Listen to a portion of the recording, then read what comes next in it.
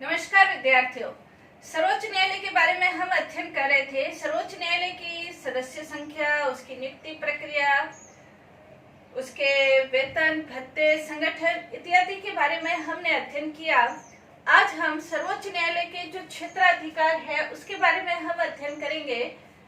भारतीय संविधान के अंतर्गत सर्वोच्च न्यायालय का जो क्षेत्राधिकार या कहे कि सर्वोच्च न्यायालय की जो शक्तियां हैं वो बहुत ज्यादा विस्तृत है और दुनिया के अंतर्गत बहुत कम ऐसे देश होंगे जो कि इतनी अधिक शक्तियों का प्रयोग करते हैं जितना कि भारतीय सर्वोच्च न्यायालय के द्वारा इतनी अधिक शक्तियों का प्रयोग होता है।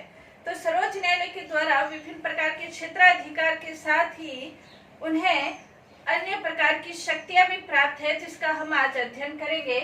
भारतीय संविधान के अंतर्गत सर्वोच्च न्यायालय का वर्णन अनुच्छेद 124 से 147 के अंतर्गत इसका वर्णन दिया गया है। क्षेत्राधिकार को हम 3 भागों में बांट सकते हैं। क्षेत्राधिकार के अंतर्गत प्रारंभिक क्षेत्राधिकार, अपीलीय क्षेत्राधिकार और परामर्शदात्री क्षेत्राधिकार, इन 3 भागों में बांटा जा सकता है। प्रारंभिक क्षेत्राधिकार को हम 2 भागों में बांट सकते हैं। प्रारंभिक क्षेत्राधिकार 2 भागों में 2 भाग जो बनते हुए हैं। प्रारंभिक क्षेत्राधिकार, प्रारंभिक एकमेव क्षेत्राधिकार, दूसरा समवर्ती क्षेत्राधिकार। प्रारंभिक एकमेव जो क्षेत्राधिकार है उसके अंतर्गत जैसे दुर्गादास बसु ने ये कहा है कि हालांकि भारत का जो संविधान है वो किसी संधि या समझौते का परिणाम नहीं है, लेकिन फिर भी संघात्मक शासन के अंतर्गत केंद्र और राज्यों के बीच विवाद की स्थिति उत्पन्न हो सकती है, तो उसका निपटारा सर्वोच्च न्यायालय के द्वारा किया जाता है, जो कि एकमेव क्षेत्राधिकार के अंतर्गत ही आता है। तो एकमेव क्षेत्राधिकार के अंतर्गत जो मामले आते हैं, यानी कि जिनको सिर्फ सर्वोच्च न्यायालय में ही पेश किया जा सकता है, सर्वोच्च न्यायालय के द्वारा ही, मतलब इसके अंतर्गत उच्च न्यायालय को शक्ति प्राप्त नहीं है, सर्वोच्च न्यायालय ही इन विवादों का हल करता है। तो ऐसे कौन से मामले हैं?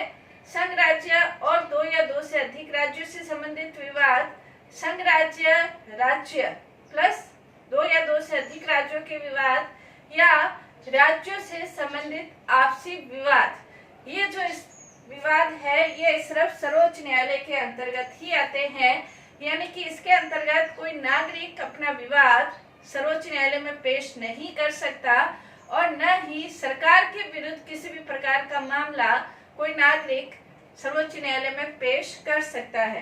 तो ये राज्य, संघ या राज्यों से संबंधित विवाद की जो स्थिति है उसके अंतर्गत सर्वोच्च न्यायालय को एकमेव, यानी कि सिर्फ सर्वोच्च न्यायालय के अंतर्गत ही ये विवाद पेश किए जा सकते हैं, सर्वोच्च न्यायालय ही इनको हल करता है।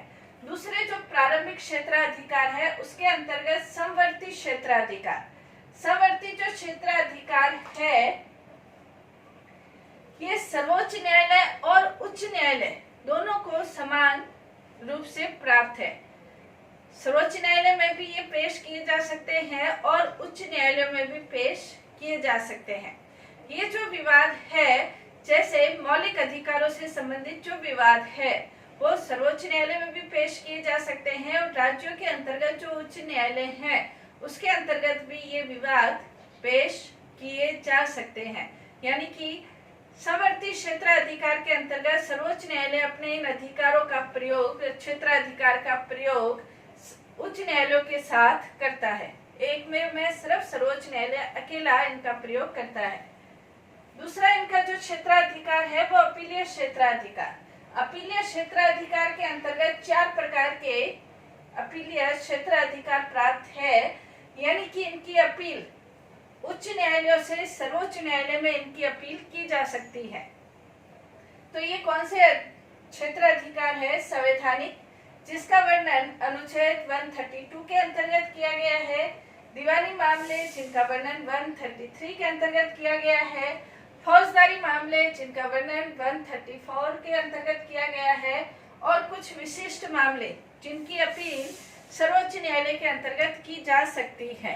तो ये जो मामले इनकी अपील सर्वोच्च न्यायालय में की जा सकती है। संवैधानिक मामलों का तात्पर्य ये होता है कि यदि उच्च न्यायालयों को ये लगता है कि अमुक विषय पर कुछ संवैधानिक प्रश्न निहित है तो उसकी अपील सर्वोच्च न्यायालय में की जा सकती है।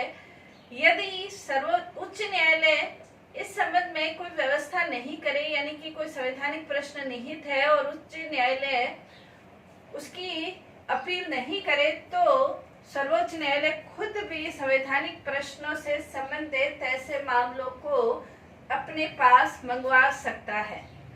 सर्वोच्च न्यायालय से जब ये पूछा गया कि क्या एक न्यायाधीश के निर्णय के विरुद्ध अपील भी सर्वोच्च न्यायालय में की जा सकती है, तो उसका उत्तर सर्वोच्च न्यायालय में हाँ में दिया था। दीवानी मामलों से संबंधित जब संविधान लागू हुआ था तो उस समय दीवानी मामलों से संबंधित जो धनराशि है उसकी एक निश्चित व्यवस्था की हुई थी कि 20,000 की धनराशि के ऊपर के जो मामले हैं उनकी अपील ही सर्वोच्च न्यायालय में की जा सकती है। लेकिन बाद में इसको हटा दिया गया। अब कोई भी धनराशि की व्यवस्था सर्वोच्च न्यायालय के अंतर्गत नहीं है। 30वें संविधान संशोधन के आधार पर, जो 30वां संविधान संशोधन हुआ था उसके आधार पर अब ये जो धनराशि की सीमा है हटा दी गई। अब ऐसे किसी भी मामले की अपील सर्वोच्च न्यायालय में की जा सकती है जिसे कि सर्वोच्च न्यायालय को ये लगता है कि अमुक विषय संवैधानिक महत्व का है या महत्वपूर्ण प्रश्न है। ऐसे सभी मामलों की अपील सर्वोच्च न्यायालय में की जा सकती है। फौजदारी मामलों की अपील भी सर्वोच्च न्यायालय में अनुच्छेद 134 के अंतर्गत की जा सकती है। फौजदारी मामलों के अंतर्गत यदि उच्च न्यायालयों ने अपने अधीनस्थ न्यायालय से किसी मुकदमे को मंगवाया है और उसके अंतर्गत जो मुक्त व्यक्ति है जिसे कि बरी कर दिया गया है और उसे मृत्युदंड दिया गया है, ऐसे मामले की अपील की जा सकती है। या उच्च न्यायालय ने मृत्युदंड दिया है, ऐसे मामले की अपील की जा सकती है।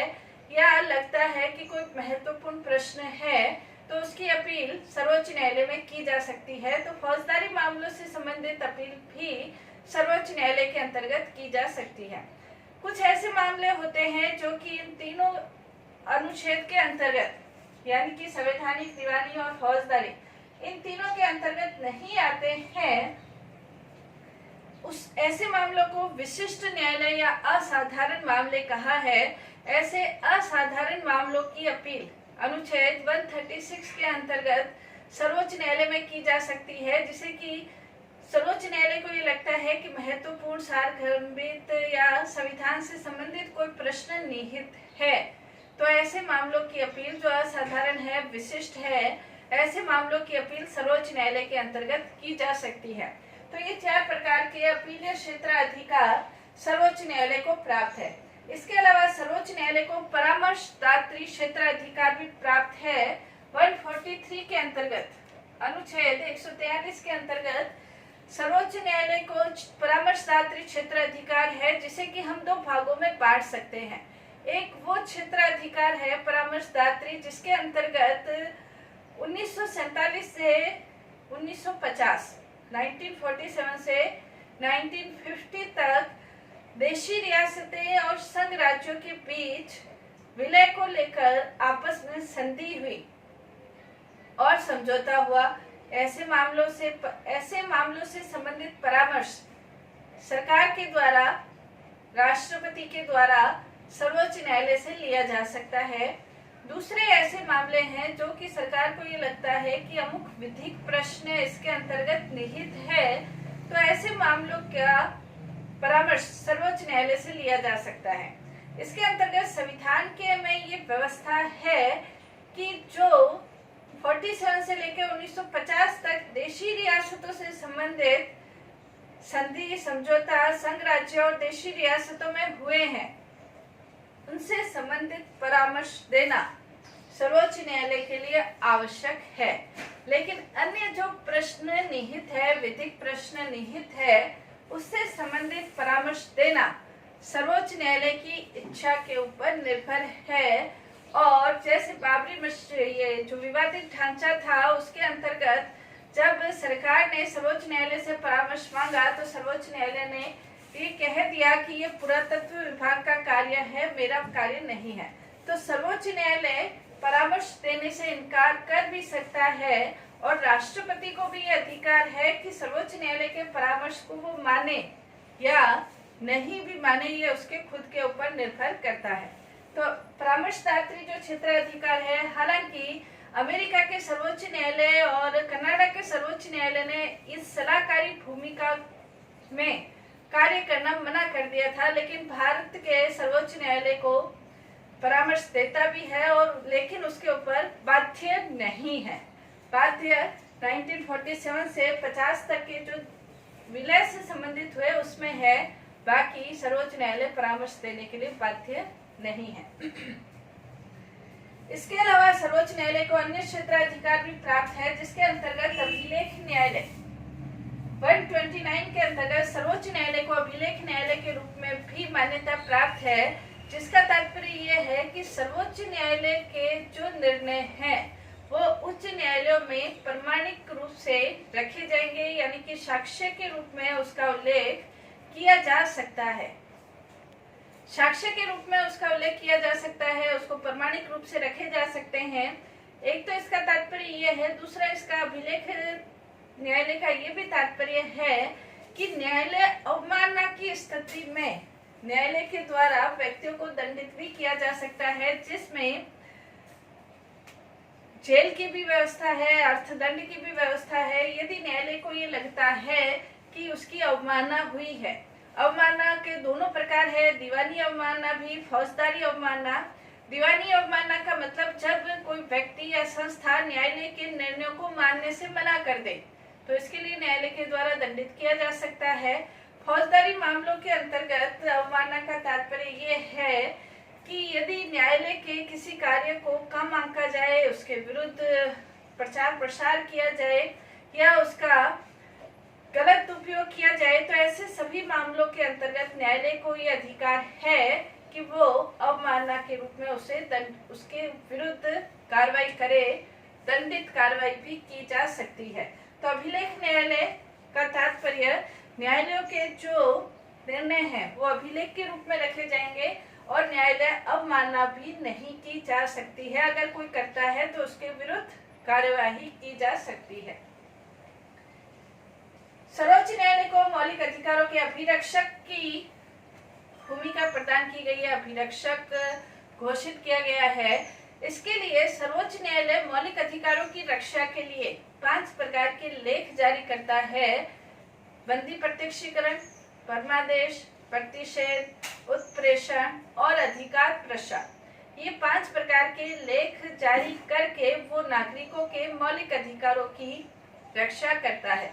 बंदी प्रत्यक्षीकरण, बंदी को प्रत्यक्ष करो, प्रतिषेध मना करना, परमादेश आदेश देना, उत्प्रेषण किसी मामले को अपने पास मंगाना, अधिकार प्रसार यानी किस अधिकार से आप इस मामले में कार्यवाही कर रहे हैं।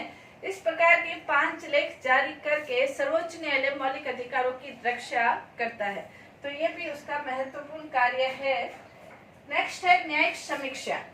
सर्वोच्च न्यायालय को ये महत्वपूर्ण शक्ति प्राप्त है कि वो न्यायिक समीक्षा करे, यानी कि कार्यपालिका के कार्य और संसद के द्वारा बनाए गए कानून यदि संविधान के अनुकूल नहीं है तो उसे अवैध घोषित करने की जो शक्ति है वो सर्वोच्च न्यायालय के पास है, जिसे कि न्यायिक समीक्षा या न्यायिक पुनरावलोकन कहा जाता है। संविधान की रक्षा करने का उत्तरदायित्व सर्वोच्च न्यायालय के पास है और सर्वोच्च न्यायालय ऐसे किसी भी कार्य को अवैध घोषित कर सकता है जो कि उसे लगता है कि वो संविधान के विपरीत है। तो ये न्यायिक समीक्षा का कार्य है। और इसके अलावा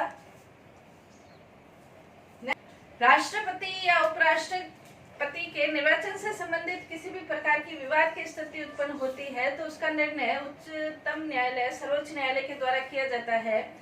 इसी प्रकार लोक सेवा आयोग के अध्यक्ष या इसके सदस्यों के आचरण से संबंधित विवाद की स्थिति है तो उसके बारे में सर्वोच्च न्यायालय राष्ट्रपति को सिफारिश कर सकता है। इसके अलावा सर्वोच्च न्यायालय के पास अपने स्वयं के निर्णयों के विरुद्ध न्यायिक समीक्षा करने का अधिकार है। यानी कि सर्वोच्च न्यायालय ने कोई निर्णय दिया है तो कुछ जरूरी नहीं है कि वो अपने निर्णयों के ऊपर अडिग रहे, वो अपने निर्णयों में परिवर्तन भी कर सकता है। संविधान की रक्षा का एकमात्र रक्षक सर्वोच्च न्यायालय है। संविधान की रक्षा करने का कार्य सर्वोच्च न्यायालय के पास है। इसके अलावा सर्वोच्च न्यायालय के जो निर्णय है वो अभिलेख न्यायालय के रूप में या प्रमाणित निर्णय के रूप में अन्य न्यायालयों के द्वारा रखे जाते हैं, तो ये भी उसको महत्वपूर्ण अधिकार प्राप्त है। मूल अधिकारों की रक्षा का महत्वपूर्ण अधिकार सर्वोच्च न्यायालय के प्राप्त है। यानी कि सर्वोच्च न्यायालय के क्षेत्राधिकार को देखकर हमें ये महसूस होता है, सर्वोच्च न्यायालय के क्षेत्राधिकार के बारे में हम ये कह सकते हैं कि भारत का सर्वोच्च न्यायालय महत्वपूर्ण शक्तियों का उपयोग करता है और भारतीय संविधान की रक्षा के लिए, भारतीय नागरिकों के मूल अधिकारों की रक्षा के लिए और संघात्मक शासन व्यवस्था की रक्षा के लिए सर्वोच्च न्यायालय अपनी महत्वपूर्ण भूमिका निभाता है और संविधान के द्वारा भी उसे महत्वपूर्ण अधिकार प्रदान किए गए हैं, महत्वपूर्ण स्थान प्रदान किया गया है। धन्यवाद।